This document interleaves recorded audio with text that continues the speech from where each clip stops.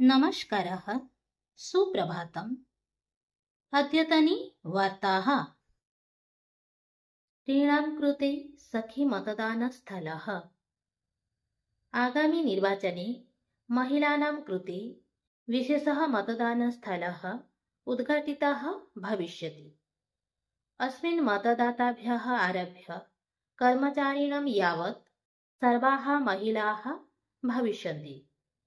निर्वाचनस्य उत्सवः अस्माकं देशस्य गौरवम् इति विषयं स्वीकृत्य सर्वेषां वर्गाणां भारतीयनिर्वाचन आयोगेन सामान्यनिर्वाचने देशस्य सहभागिता वर्धयितुं विविधाः उपायाः कृताः। श्रीलङ्कानौसेनया 32 धीवरान् वन्दीकृताः। भारतस्य श्रीलङ्कायाः च समुद्रीयसीमां लङ्घनकारणात् श्रीलङ्कानौसेनया पृथक् घटनाद्वयेन 32 तमिळ्जनाः गृहीताः। तमिळ्नाडुराज्यस्य धीवरसमुदायेन अस्याः घटनायाः प्रबलः विरोधः कृतः अस्ति। आगामिनि लोकसभानिर्वाचने मतदानवर्जनं करिष्याम इति ते अवदन्। जून् मासस्य 29 दिनाङ्कतः अमरनाथयात्रा आरभ्यते। अस्मिन् वर्षे पवित्र अमरनाथयात्राः कार्यक्रमः प्रकाशितः अस्ति।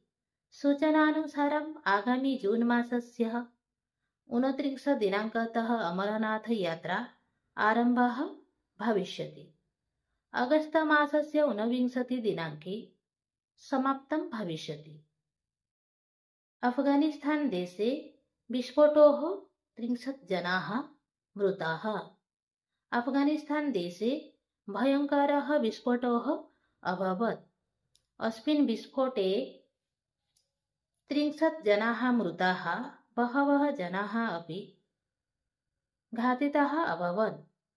मृतानां संख्या अधिका वर्धयितुं शक्नोति इति सूचना अस्ति। अफगानिस्तान सर्वकारस्य प्रवक्ता अब्दुल मतीन कानी इत्यस्य मते अस्य विस्फोटस्य समीचीनं कारणम् अद्यापि स्पष्टं न भवति।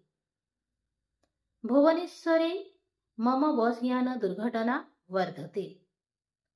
भुवनेश्वर राजमहल मार्गे दुर्घटना।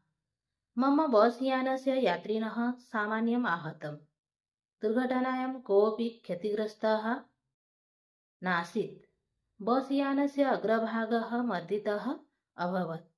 प्रातःकाले राजमहलवीथिकायां यात्रिणाम् अवतरणानन्तरं मम बसयानेन सह ऑटोयानस्य घर्षणम् अभवत्।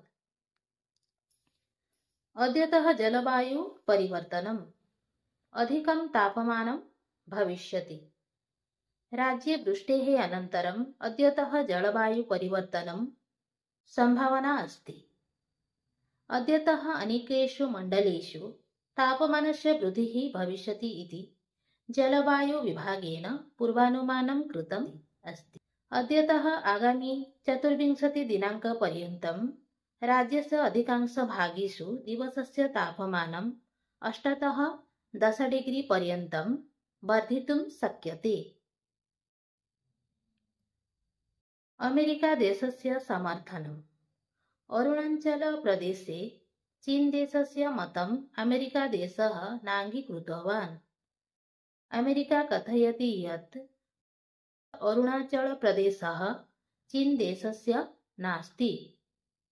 एकः अमेरिकीयः राजनयिकः अवदत् यत् चीनसैन्येन अरुणाचलप्रदेशं बहुवारं चीनक्षेत्रस्य एकान्तभागः इति उल्लिखितम्, परन्तु अमेरिका अरुणाचलप्रदेशं भारतीयक्षेत्रत्वेन स्वीकृतवान् अस्ति। अधिनायकपरिवर्तनम्। IPL क्रिकेट् क्रीडायाः प्राक् सर्वेषु दलेषु किञ्चित् परिवर्तनं भवति इति सूचना आगच्छति। चेन्नईदलस्य अधिनायकः महेन्द्रसिंह धोनी परिवर्ते नूतनः अधिनायकः ऋतुराज गायकवाड अभवत् इति वार्ताः। धन्यवादः। जयतु भारतं, जयतु संस्कृतम्।